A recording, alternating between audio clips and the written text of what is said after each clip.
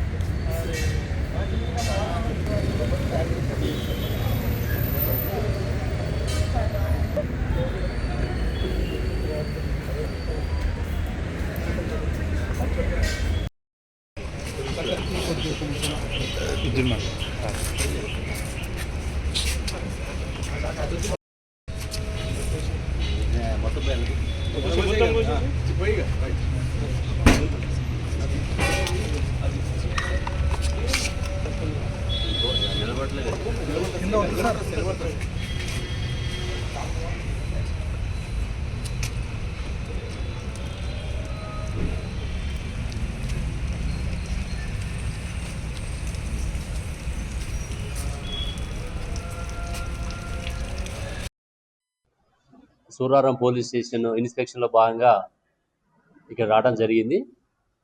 ప్రతి సంవత్సరం కూడా ఆ సంవత్సరంలో అయినటువంటి ఫిర్యాదులు, కేసు ఇన్వెస్టిగేషను, అదేవిధంగా దొంగతనాలు, ఎన్ఫోర్స్మెంటు, పోలీస్ స్టేషన్లో రికార్డ్స్, పోలీస్ స్టేషన్ ప్రెమిసెస్ ఎలా ఉంది, తర్వాత పరేడు, వీటన్నిటి గురించి కూడా రివ్యూ చేయడం జరుగుతున్నది.